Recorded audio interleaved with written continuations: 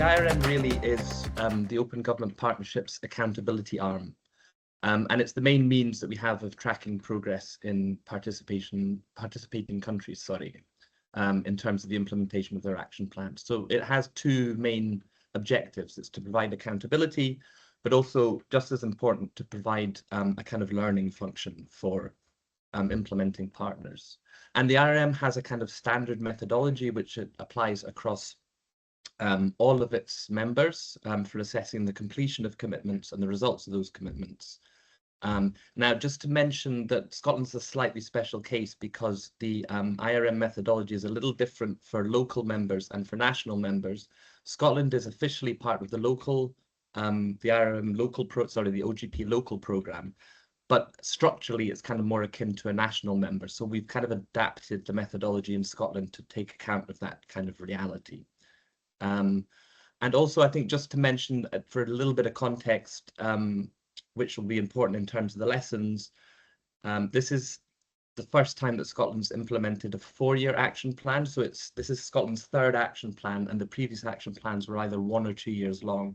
This is a 4-year plan, which, you know, through the process of reviewing this plan, we've kind of I think come to realize that brings with it some pros and some cons. It allows for a kind of much more iterative, adaptive process, and I think that's particularly important when you think about what's happened over the past 4 or 5 years globally, just thinking about the kind of post-COVID period. So I think that flexibility has been really valuable.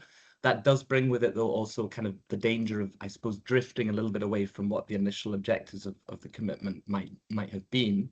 I think in this case, what we did is, or what the government and civil society team that were working on the commitment did very well, was to kind of update the milestones on an iterative annual basis. And we also conducted a midterm review a couple of years ago to see where things stood at that time, to kind of adapt a little bit, sort of course correct, if you like, and also importantly to start thinking about the next action plan very early on, which I think has hopefully proved quite useful for the current co-creation process for the fourth action plan. Right, so in terms of this participation commitment, what kind of progress was made? I think the kind of headline answer to that is that this was probably the most ambitious of the 5 commitments in terms of the range of different things it tried to achieve, but it probably also was one of the ones that had the most limited completion and therefore the kind of most marginal results, if you like. So the participation commitment really had quite a lot, sort of long list of different things it was trying to achieve. It was supposed to develop a participation handbook, to do some mainstreaming on equalities and inclusion into kind of participatory approaches, to try and introduce citizens' assemblies, to develop an open government network for participation, to do some review of consultations, to think about participatory budgeting at the local level and in the kind of in the just transition process. There was supposed to be a review of the Community Empowerment Act, the National Performance Framework, etc., etc., etc. Doreen will know that there was quite a long list of things that were hoped to be achieved there. And I think that the kind of honest appraisal of results is that the progress on all of those areas has kind of been quite uneven. I think most of the milestones were only partially completed. There were a few areas of kind of, I suppose, outstanding success. So, for example, local authorities managed to exceed the 1% target for participatory budgeting over 2 consecutive years. There was quite strong delivery around young people's participation, including, for example, annual cabinet meetings with young people.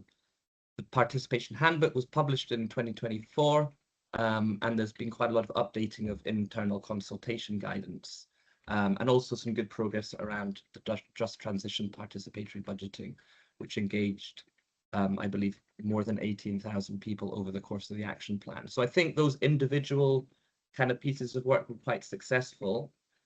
However, I would say that overall, the kind of broader strategic aim of the commitment to introduce a much more strategic approach to kind of a participation framework didn't quite come to fruition.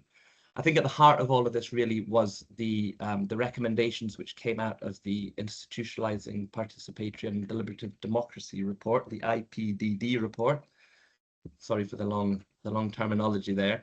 So that report was released in 2022, and it had a whole range of really useful recommendations around introducing different participation and democratic innovations, the routine introduction of citizens' assemblies, for example, establishing a unit within government with responsibility for participation.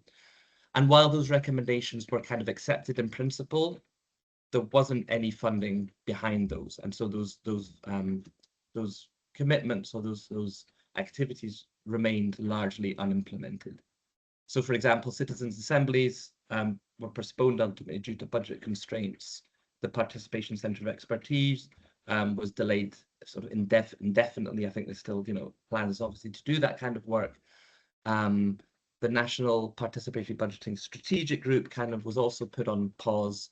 The Open Government Network for participation didn't really grow or diversify significantly. So I think, as I say, lots of individual pieces of work that that came together, but nothing at the kind of broader level, which was what the initial ambition had been.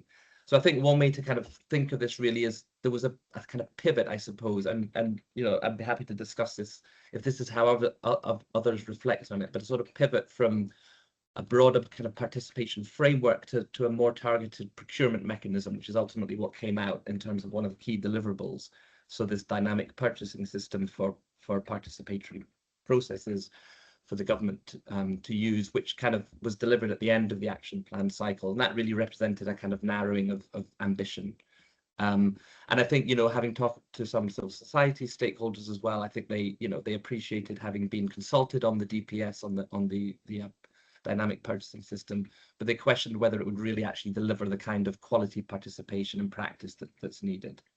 I think it's also fair to say that over the period of this action plan, the kind of participation community on the civil society side has also fragmented somewhat. I think partly due to funding cuts. So I think the capacity for engaging in deliberative processes kind of sits within a smaller group of organizations now than perhaps it did 5 years ago. So just to finish really on the lessons learned, Finlay, if you could switch to the next slide. I mean, there's a lot more to say, but I've just kind of picked out a few things. And this is something which I think has been understood in Scotland, not just over the course of this action plan, but also previous action plans, is that really upfront investment in participation, infrastructure, in skills, in capacity is critical, both internally within government and externally within civil society. And I think the argument that this upfront investment kind of reduces the cost of failure down the line still hasn't quite sort of landed, I suppose, with key decision makers within government. I think participation, unfortunately, is one of those things which is still seen as a nice to have. It's something which tends to kind of fall off the agenda a little bit when budgets are tight, because it doesn't have that immediate kind of obvious impact that can be seen as in other areas might. Second lesson, really, I mean, it goes without saying, but ambitious commitments really need dedicated resources. So I think the fact that these IPD recommendations were accepted in principle without resources attached to them kind of created a cascading effect on what was supposed to come later in the commitment. And that also creates, I think, frustration amongst different stakeholders.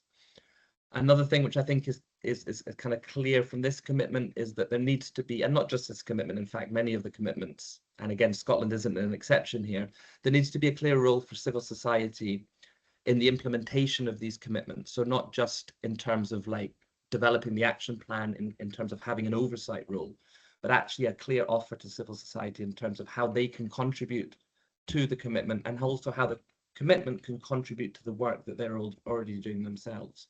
So kind of vague expectations and kind of the internally focused approach that was taken to many of these deliverables ended up being, again, a bit of a frustration for external partners, which then reduces the level of engagement.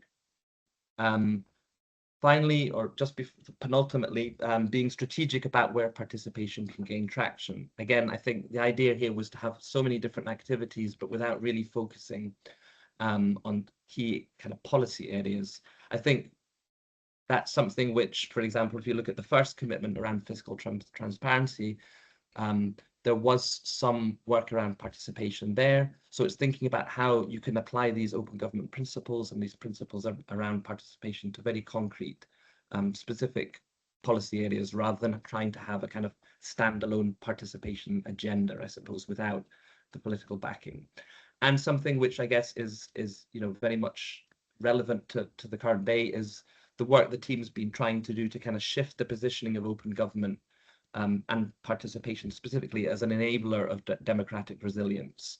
So again, this might be a more effective argument for senior decision makers to get buy-in around this agenda rather than kind of more process focused deliverables.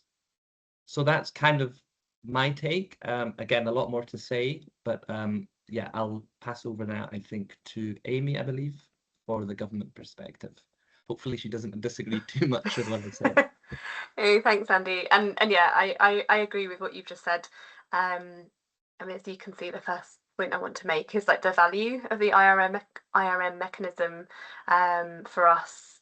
Obviously, like being subject to independent evaluation has like its moments of like stress where you feel under scrutiny, but it's really valuable. It's really important that we are kind of confronted with like constructive challenge and sort of solutions focused criticism, which we've really benefited from. So I'm going to talk a little bit about what we're planning to do in the next action plan as a way of learning from the insight that Andy's just shared, and also just to kind of acknowledge that ambitions were high for our most recently completed action plan, especially in the participation commitment.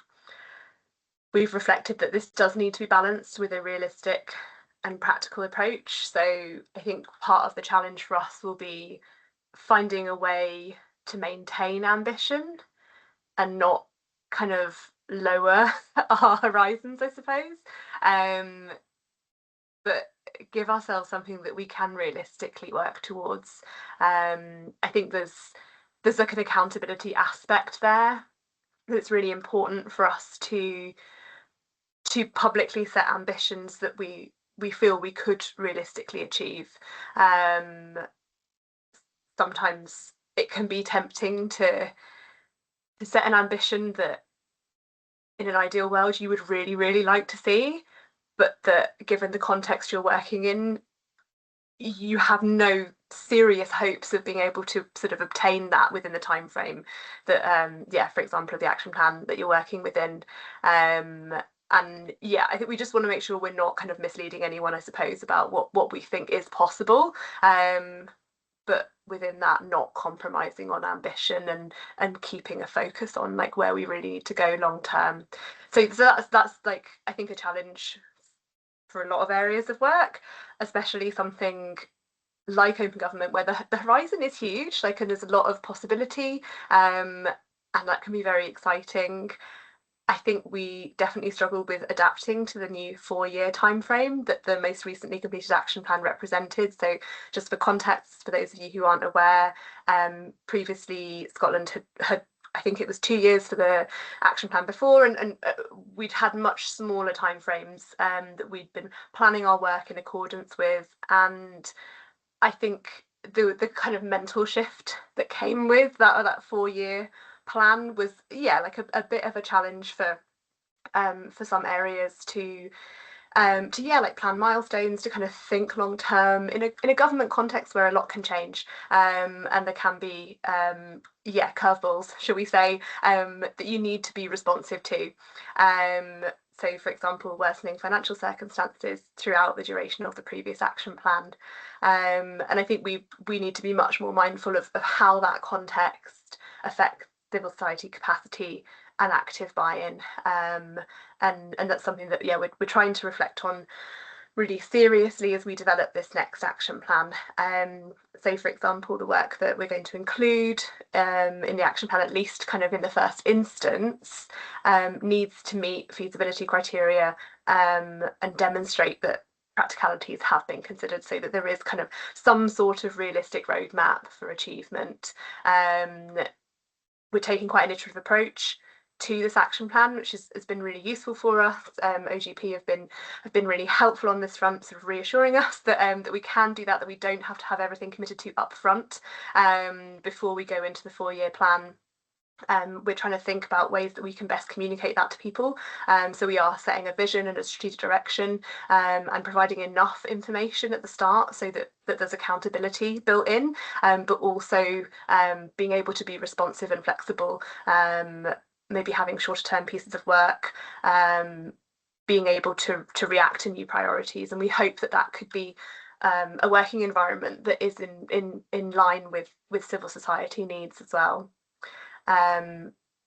We want to provide clear and concrete opportunities for civil society involvement. So as we've got another event later this week, as we've been going on the co-creation process, and as we've been going through that, I think we've been a lot more solid this time on a kind of longer term and more rigorous pattern of co-creation, that is giving us that insight that we need to design a plan that can be responsive to where civil society are at, and can represent like a useful opportunity, as Andy said, for the priorities that civil society organisations might already hold, or new areas of work that they're optimistic about. And yeah, again, we hope that this flexible approach to the action plan will facilitate that. As I've mentioned before, the challenge will be maintaining ambition, but also drive. So how can we kind of maintain momentum if we're going to take a kind of slightly changed approach to planning our work and staging it? I think, as ever, a really productive collaboration with civil society will be key here. And yeah, it's the responsibility of us in government to be open to that, and to be able to constructively engage with the needs and priorities of civil society raised with us, because I think participation is a really good example of where civil society has actually in many instances been much further ahead than government, had a much kind of clearer sense of what needs to happen now, is already doing the work that government has yet to get to, and there's a lot we can learn from that. So hopefully there'll be lots of opportunities for that to continue. And on that civil society note, I think I'm now handing over to Kelly. Smooth transition. Thanks, Amy. Hey everyone, I'm Kelly McBride, and I work for Involve, which is a participation charity. And I've been involved around open government, and particularly the participation commitment, for a wee while now. And a few years ago, I was part of a process that I found particularly galvanising, and that's one that a lot of people here have referenced already. So a small group of people, some from civil society, practitioners, academics, people working to improve how decisions are made in Scotland, came together to answer a question. What would it actually look like if Scotland embedded meaningful participation in how government works? And what came out of that was essentially a roadmap. So the IPDD working group that you've heard referred to produced a set of recommendations that laid out what good participation infrastructure in Scotland could look like to realise some of the ambition that we know was being held around participation. And for me, that's become a compass, basically. It's something I've returned to over the past few years to check the direction of travel and to ask, are we heading where we said we would? Are we realising some of that ambition that we held back then? And are we really seeing the opportunities of this? So what I'm going to share briefly today is in part absolutely my view, speaking from the eye, but it's a view that has been shaped by years of conversations that I've seen play out across civil society in this space, from being in the processes and watching things unfold. So if I start with what's happened, I think Scotland's participation commitment absolutely was, as others said, ambitious. But I want to say that clearly, because ambition matters, and without resource and infrastructure, ambition is just sitting there as an aspiration. And on the next slide, there were some real achievements. I'm just reiterating what many have said based on what came out of the IRM report that Andy spoke to. We've seen that participatory budgeting target exceed. We've seen more people being involved in distributing millions of pounds. We rightly gave more attention to the participation of children and young people to ensure that they're being better engaged. Of course, there's always going to be room for improvement.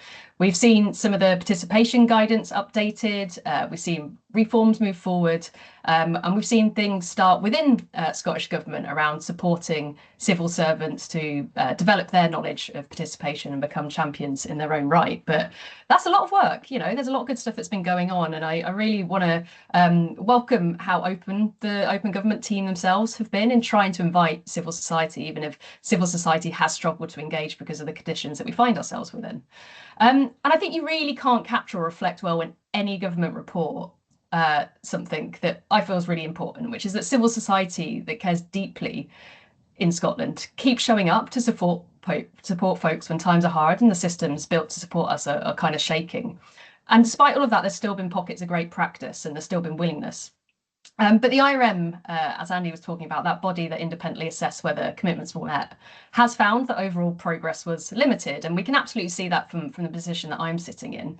And I think the more transformational goals within that, things like embedding participation as routine across government, making it something every team does rather than a dedicated few champions, like those goals haven't been realised and participation has stayed pretty fragmented, even though there's loads of great, brilliant, disparate practice happening all across the country.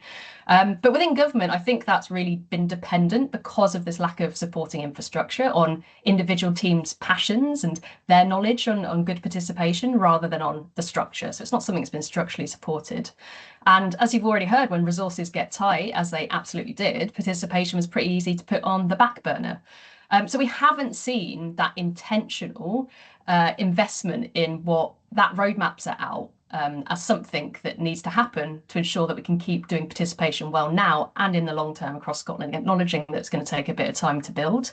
And although that roadmap was accepted in principle by the government, it's just been largely unfunded. And I think when foundations like that slip, then everything built on top of it starts to slip a bit too. So there's a lesson that I take from all of that, which is that I think we have been slow to invest in something that is increasingly critical to face our current challenges and the challenges of our time. The nature of power itself, I think, is something that is shifting and changing, and there are routes of communication out to folks that government doesn't currently seem to have a good grip on. And I think we really need to hold that in our minds. And I think if participation keeps being cut when budgets are tight, as we've seen happen for decades now, what does that tell us about how much we actually really value it?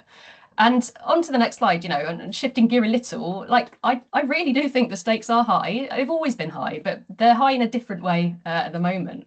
And it's not just a story of one action plan. And in 10 minutes, realistically, there's absolutely no way I can go into the details and the weeds on why it's important and why it's important to everyone. We'll all come to this from a different position. But there's a few things from where I sit that make this really critical to get right. And, trust is factoring. We're seeing people disengaging from democracy, not necessarily, we don't know, out of apathy, but because it hasn't felt like it delivers for them. And there's a rational response to feeling unheard to disengage. And we cannot rebuild the trust that's there by talking about participation. We need to rebuild it by showing clearly and visibly that when people engage, it actually shapes decisions. It doesn't just inform them, it actually shapes them. And there's a role that folks have to play in that. I think we also have multiple crises that we face that require us to work together. And we haven't learnt the lessons from things that have happened more recently around COVID. We know climate change, we know the cost of living, we know ongoing inequality and public services under pressure are all happening. And these are not problems that governments can solve alone behind closed doors. They absolutely require the knowledge, creativity and buy-in of communities. And participation is not a nice to have in that context. It's how we work together to navigate what's coming. And there's so much talk about social cohesion at all sorts of levels of government at the moment. For me, participation is absolutely critical if that's something we're trying to take seriously, but it's not being built in properly just yet. And scaling is something that keeps coming up, this idea that we scale participation, get more people involved, but we can't do that without good foundations, because without infrastructure, you just get this hollow growth. You see more processes, people becoming data, more consultations that look impressive on the surface, but they lack the depth, they lack reach, they lack quality, and really importantly, lasting impact and outcomes for folks. And I think the other one that I do want to flag absolutely right now is AI and disinformation and how they seem to be changing the rules. It's eroding this shared reality that democracy depends on to some extent. And AI is already being used to do things like simulate public engagement, to analyse responses, to make decisions. And I'm not saying necessarily within Scottish Government, but out there in the world, there are examples.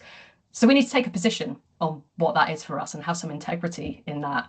And I think if we don't strengthen participation now, as I said, I think we risk it being quietly hollowed out and replaced by the appearance of engagement without some of the substance. And there's a danger in all of that of asking people to rely on systems that they already slightly mistrust, but in the future may come to mistrust even more because of the impact they've seen it have on other facets of their life, potentially around employment or potentially around decisions like access to welfare or other things. I think it's just something we need to sit with for a while. So for me, just reflecting on that, this IPDD compass still points in the right direction, but absolutely needs to be updated for the world that we're actually in, which honestly feels quite different to even how it was 4 or 5 years ago. So we don't redesign participation for the world we're in, or who's going to fill that space instead, and what happens when crisis hits. So on the where next, there's a few things. There's many things I want to see from the next Open Government Action Plan. There was such a great meeting held by the Scottish Community Development Centre yesterday to start exploring some of the edges of what could go into the plan here. And I don't think some of these things are mine alone. They're absolutely rooted in many conversations. And the first is a strategy. And I know that sounds a bit dull, but we do need a participation strategy with teeth, because there is nothing at the minute that connects infrastructure, culture, skills and accountability into a coherent whole with a plan to resource it and get it done. And if we're going to treat participation as a democratic culture to be grown and not just a government process to be managed, we need something. We need something that has teeth. So yeah, I think we're missing that at the minute. The other thing is building the infrastructure and not just the processes. So this includes things that we don't currently have, like that Scottish Government Participation Unit that is there to support folks across government to do this stuff well. That doesn't exist. Things like a participation academy with independent, cross-sector and trusted spaces where civil servants and community organisers and practitioners can all come together and learn together. And things like standards that sit across all of this, that go beyond specialists and into communities. And I think this infrastructure point is one to just sit with, because democracy doesn't scale through better design alone. It needs sustained investment in human, relational and political infrastructure. The other one there I've got is resource civil society and civic space. And this is an ask that comes up time and time again from civil society, which is the current funding environment and how they're supported to operate is doing things like driving burnout and just not building the ecosystem we need. And approaches like multi-year core funding for civil society organisations, community connectors and the spaces they steward is a really important foundation. And that includes not telling these organisations a few months before a deadline that they are going to receive funding for the next financial year, because you simply can't plan well. So yeah, there's something in that is coming up time and time again. The investment in democratic culture is sitting in the space of learning and skills and belonging. And it's absolutely a long game, but it feels like a really important ask. And it's not just about schools, but it's how you embed this in our everyday lives across schools, community settings, workplaces, and with, curriculum style subjects, sure. But there's a really important lived experience element to this that we haven't quite tapped into. And many people talk about this as learning for democracy. How do we create that culture? And it comes up when we're reflecting on how other places have built a culture towards democracy and more participation, and it's very much rooted in the everyday. So it just needs some thinking, I think. And that point in democratic governance of AI, I've already made the point a few moments ago, but I really think Scotland has an opportunity to lead here, not by being restrictive, but by being quite intentional. And there's some good stuff, some interesting stuff happening around public registers of AI systems and things like that. But we absolutely need to think about the balance in the arguments that are coming up in favour of more AI processes around efficiency and scale versus what we might lose from taking that approach, which is something much deeper and much more relational. So there's a balance in all of this. And I really think you would lose so much by deferring to AI agents or getting stuck in the loop that everything and everyone is just data. So yeah, I don't want us to be short-sighted on that, but we need some kind of approach to democratic governance of it. Otherwise, it's going to go past us. So what would Scotland look like in 10 years if we actually did all of this? And what would it look like if we didn't? I think we've got some good ingredients. Stop there.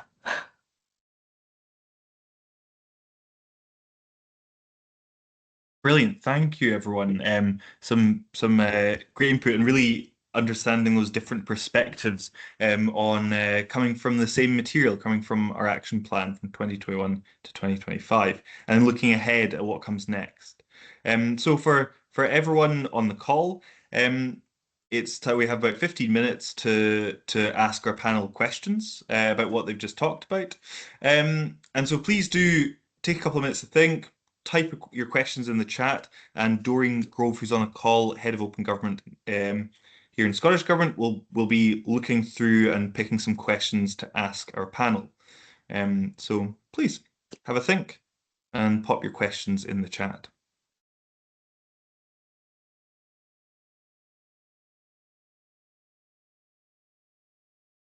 If you'd find it easier, do just stick your hand up.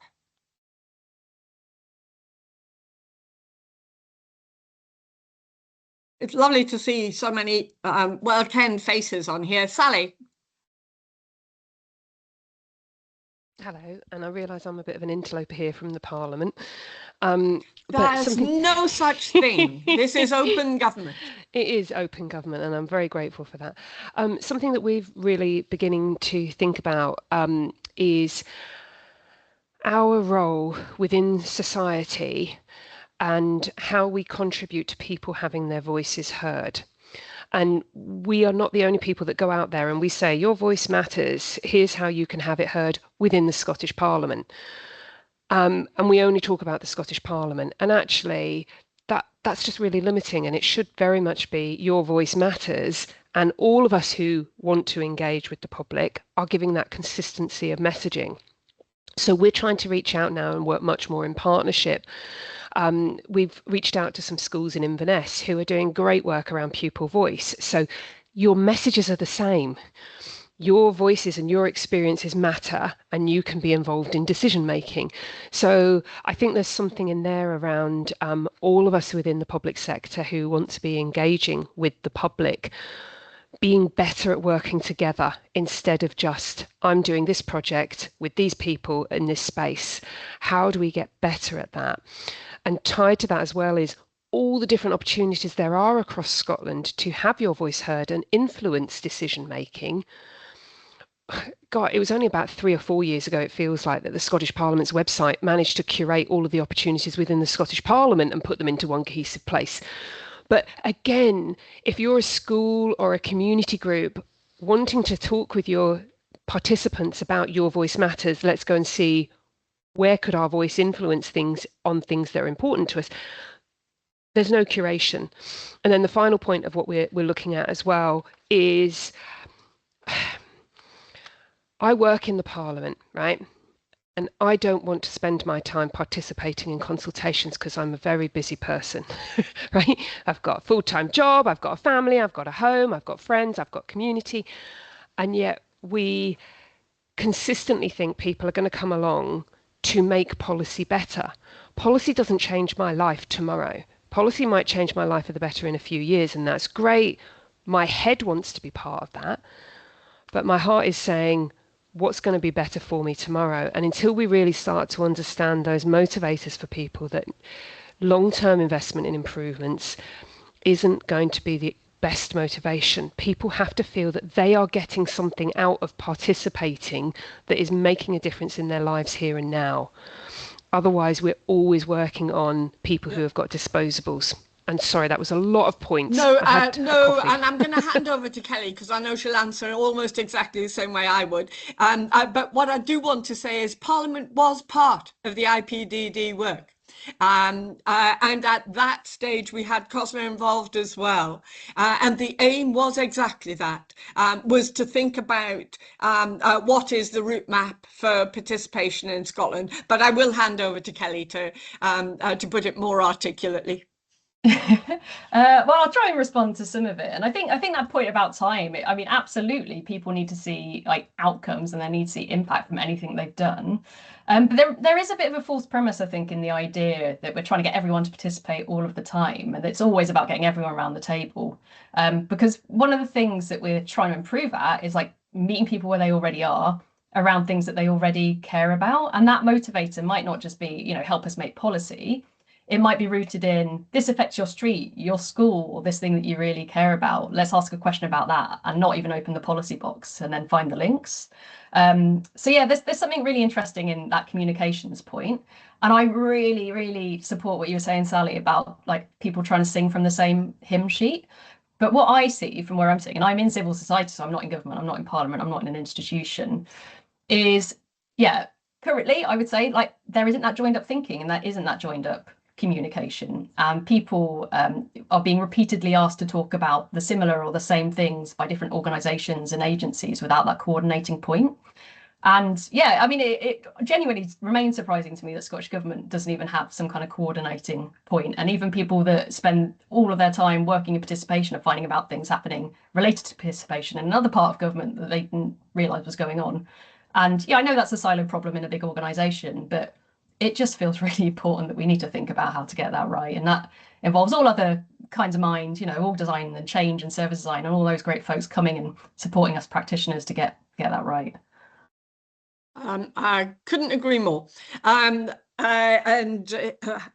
I kind of stay in government in the hope that we'll finally get there, because there is a lot of work in government. So I'm going to respond to Jerry's question in the chat around why isn't the stuff that's happening across government represented in the IRM? Well, the answer to that is quite simple. The independent reporting mechanism is reporting on the commitments we've made in our open government plan.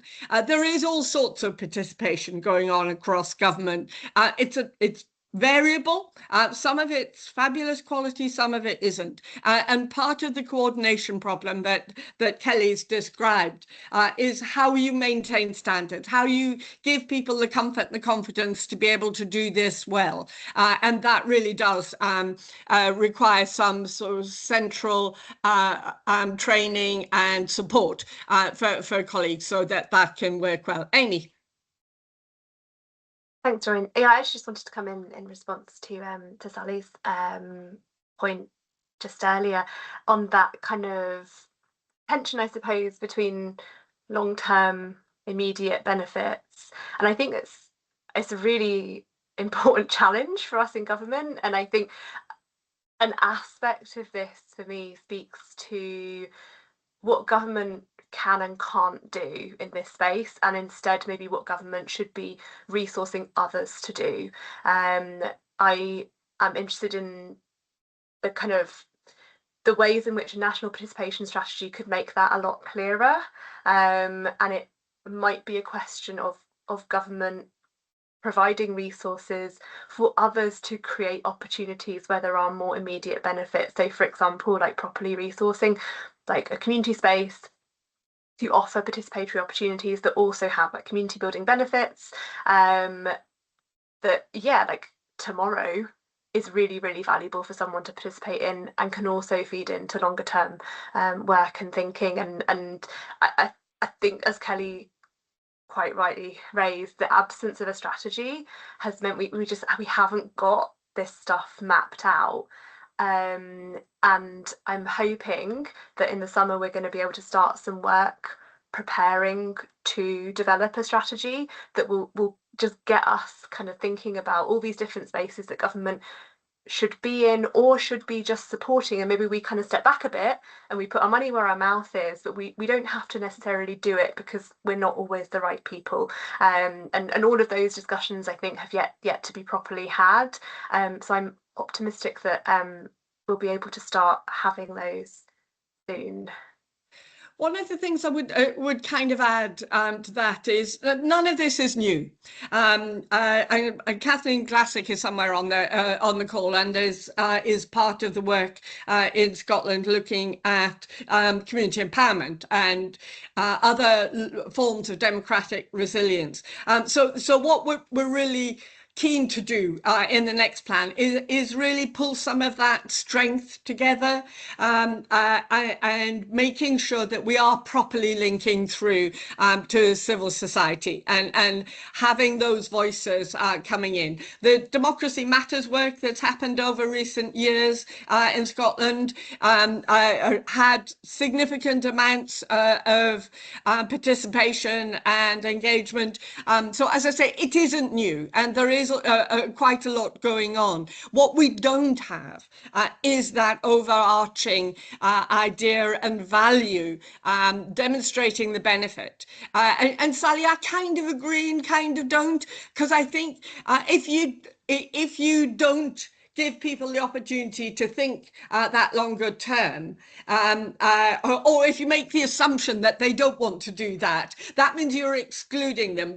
People don't need to participate if they don't want to, but I do think there's a bit of both that is helpful there, but having that plan and having a set of standards and having a set of ways of working, I think really helps that. I was going to come to the note that Ola's put in the chat on participation. I'm really interested at the moment in the ideas around shared governance of AI and how we look at it, because one of the big risks that Kelly's already highlighted is that there is a tendency to look at the latest shiny thing and see it as the magic answer, when of course we know a lot of this is about being relational, building up capacity, building up proper conversations. So I think that is really important, that we are not using AI in order to squash high quality participation, but we are using it sensibly to help us where it can. What we're very keen to do is get engagement much earlier in the process. And Sally, like you, I don't spend my wet Wednesdays answering Scottish Government's consultations. I mean, why would you? Unless you have skin in the game. But when you do have skin in the game, it really is important that there are routes. So what we are keen to do is make sure that participation is much earlier in the process. That might be tech assisted, but that doesn't mean we won't still have that focus on face-to-face, high quality deliberation, and really getting that as a core part of our culture. And we will continue to have significant ambitions. The co-creation process we've just gone through has really emphasized again and again that it is really important that we do find a way through this, and I'm kind of hopeful that we will. But I don't think tech of any sort is not going to fix it. We have to be the people who are thinking about it and fixing it. And by we, I mean the people on this call. Alice, sorry, I'm trying to read and talk, and never a good opportunity. Pushing this up. Alice, if you want to go and knock on the new DFM's door this afternoon, feel free.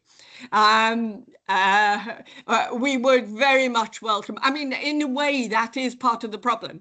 That of course, you know, unless government hears that people want this, they don't necessarily see that coming and going.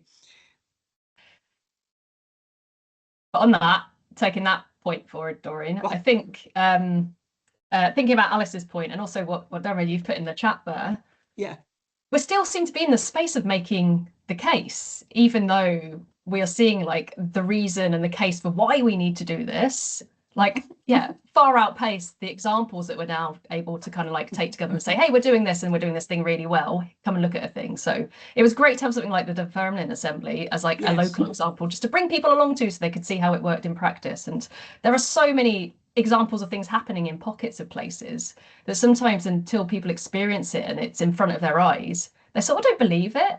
But it feels like from a civil society perspective, we're just still in that space of having to make the case for why this is worth doing, at the same time as people are telling us, please, like, can you do this stuff? And I'm just really like conscious that there are going to be some really specific policy areas that in the next action plan, maybe we could focus on to demonstrate what happens when you do this well. And maybe that is the planning system. But, you know, we're shaping this plan right now. The choices made in the process of shaping that will determine whether participation, in my view, in Scotland becomes properly resourced and culturally embedded. It feels really important.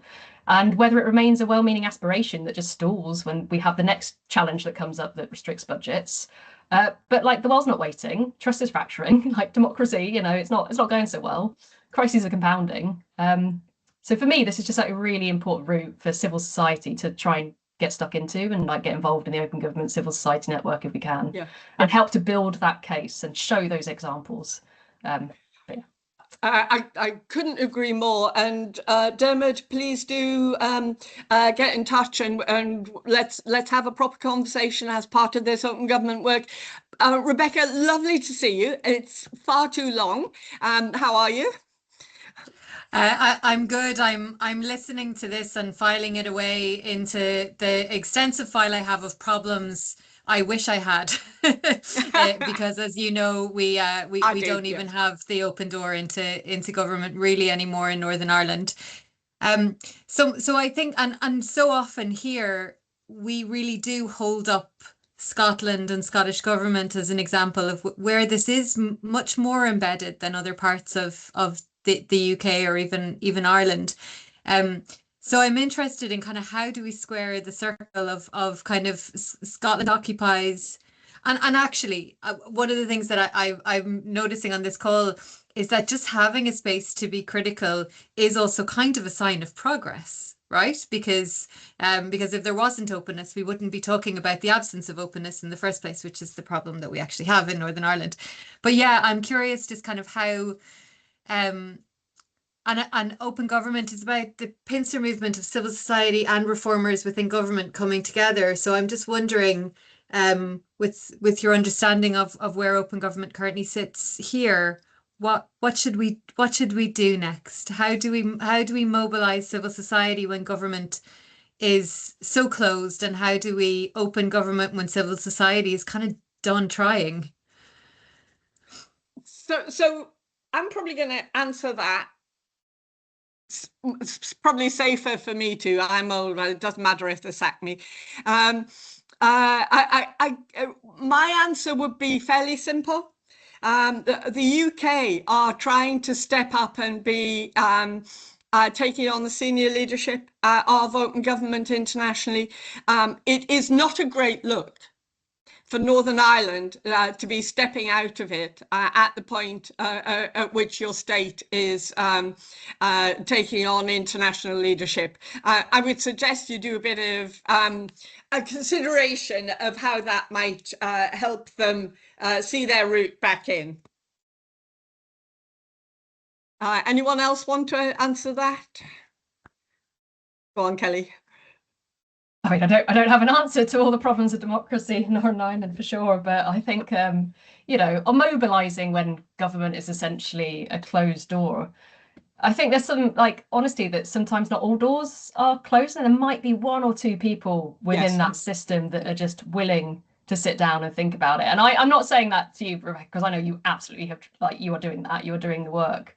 That's ordinarily what you would try and do. You try and build that organising base, and that base of folks that can come together for an honest reflection and assessment.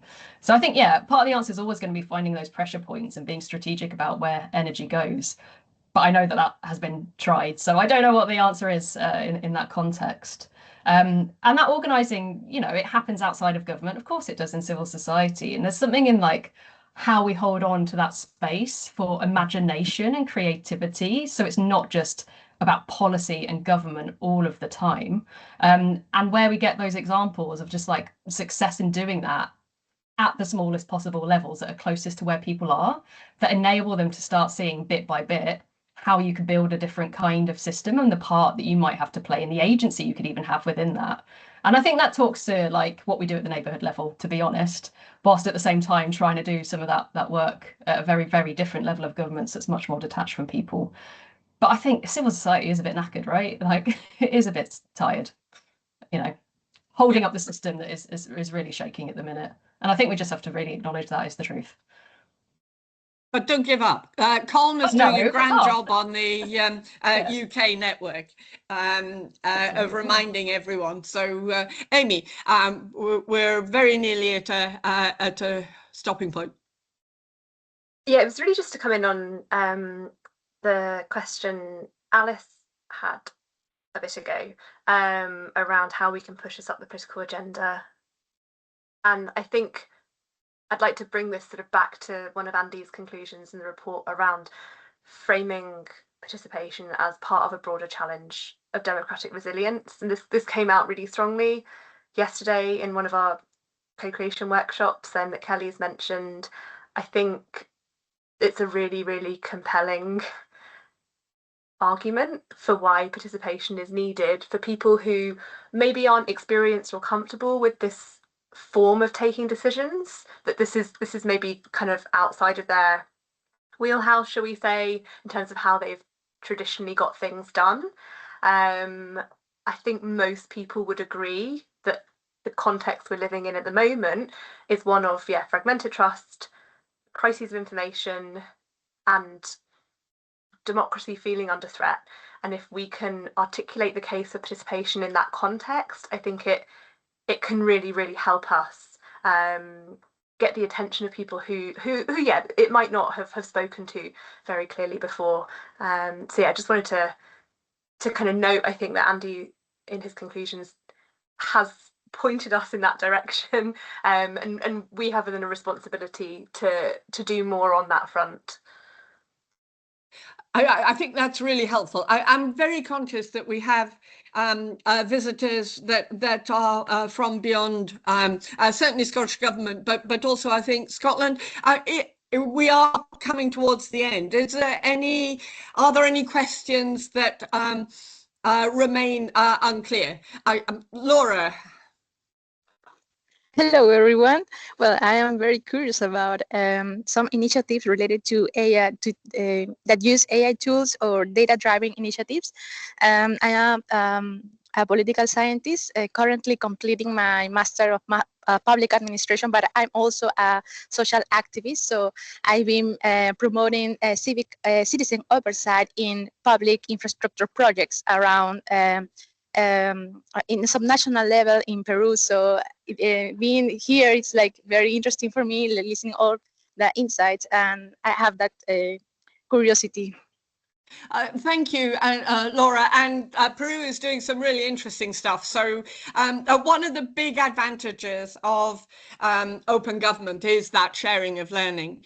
There is a participation group that are within the open government movement, which I'd be happy to connect you to. But on using AI, we are trying to be very cautious about where we use it for participation, simply because the impact is unpredictable.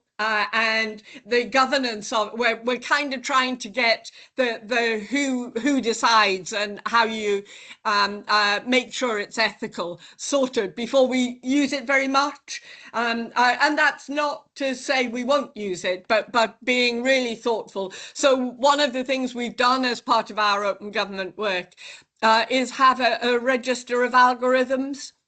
So you can see who is benefiting by the development of the AI that you're using. And that's a really helpful way of looking at some of the transparency around the use of AI. So being really cautious and using it well in places. There is a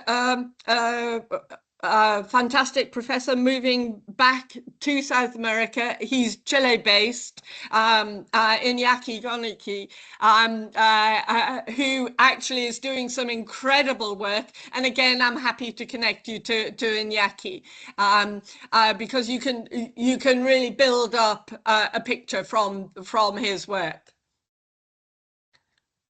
I'm very conscious of time. Are there other questions? I'm very happy to answer them. I will provide we can email, if you can email any questions that you didn't get answered to the Open Government email address. One of us will answer them. But thank you very, very much for joining us. And we will continue to be ambitious in Scotland. And even if I'm 95, I will still be here trying to make sure the Scottish Government has the capacity to do this well. Just before we wrap up, just to say there's 3 ways we'll be following up with this. So please stay in the loop. You can subscribe to the newsletter that we're running. We've developed an open government members guide for people, so have a read of that and try and understand the structure and see what we're doing. And also Kelly's very kindly offered to speak to anyone following this meeting to see what it's like being a part of open government from that civil society perspective. So thank you very much. I'll be sending this round along with the recording and the transcription for people, but thank you very much for attending today, and thank you to our speakers who attended. So thank you all. Have a great Open Government Week.